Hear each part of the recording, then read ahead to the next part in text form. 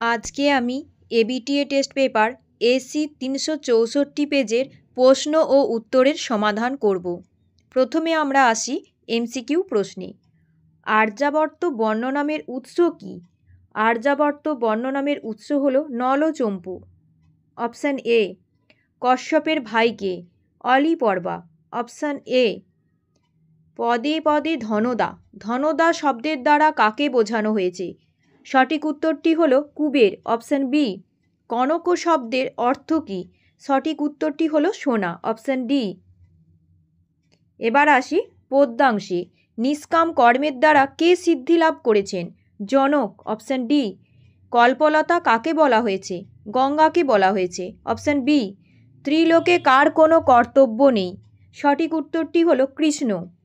জঠর শব্দের অর্থ কী? গর্ভ। Option D. এরপর আসি নাট্যাংশে। ইন্দ্রবর্মার প্রিয়ার নাম কি? কনকলেখা। Option B. কিংবা যুক্তং সময় বিরুদ্ধাচরণম বক্তাকে?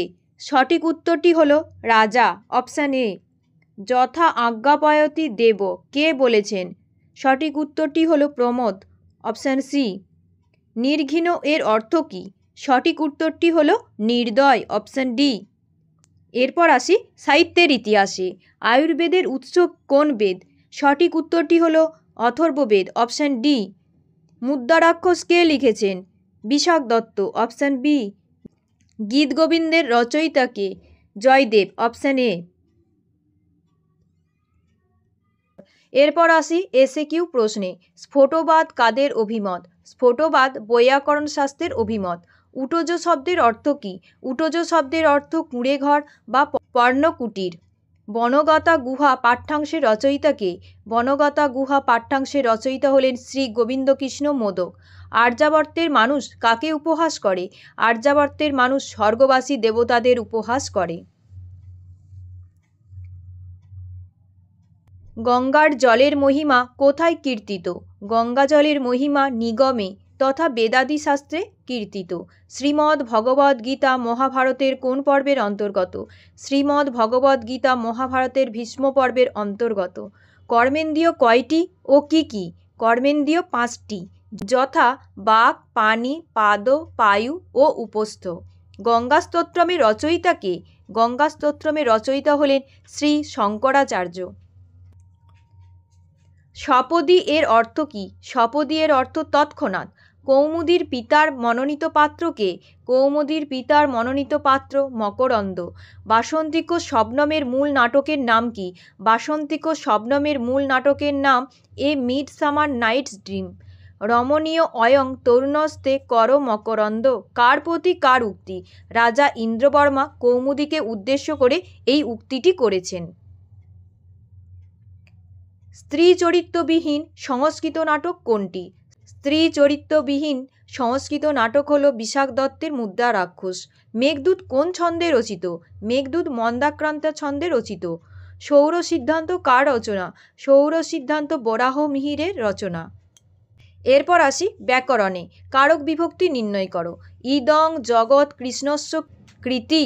কৃতযোগে কৃষ্ণস্য পদে কর্তায় ষষ্ঠী বিভক্তি হয়েছে।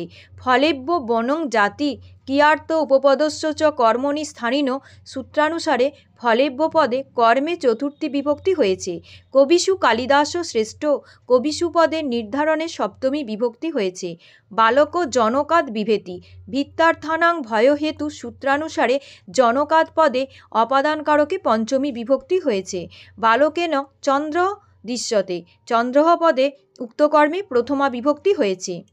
এরপর আসি ব্যাসবাক্য সহ সমাসে। অহর্নিশম অহশ্চ নিশাচ দ্বন্দ্ব সমাস। গ্রামান্তরম অন্যঃ গ্রাম নিত্য সমাস। চক্রপাণি চক্রং পাণৌ যস্য স বহুব্রীহি সমাস। এরপর আসি অর্থের পার্থক্যে। পুত্রিয়তি পুত্রায়তে। পুত্রিয়তি পুত্রের মতো দেখে। গুরু শিষ্যং পুত্রিয়তি পুত্রায়তে পুত্রের মতো আচরণ করে। শিষ্য গুরৌ পুত্রায়তে ভুনক্তি ভুঙ্ক্তে ভুনক্তি পালন করে। রাজা পৃথিবীং ভুনক্তি ভুঙ্ক্তে খায়। শিশু অন্নং ভুঙ্ক্তে। কবরী কবরা কবরী খোঁপা। কবরী নারীণাং ভূষণম। কবরা বিচিত্রবর্ণ। কবরা ইয়ং ষাটি। এরপর আসি এক কথায় প্রকাশে। দ্রষ্টুম ইচ্ছতি দৃদিক সতে ভৃশং রোদিতি ররুদ্যতে শিবস্য অপত্যং শৈব ব্যাকরণম অধীতে বৈয়াকরণ যবনানাং লিপি যবনানি। এরপর আসি পরিনিষ্ঠিত রূপে। রাজন যুক্ত ইপ রাজ্ঞী, ধন যুক্ত মতুপ ধনবৎ, শ্বাসযুক্ত কপ শিষ্য, আচার্য ইপ আচার্যানি, বহু ইষ্ঠন ভূয়িষ্ঠ।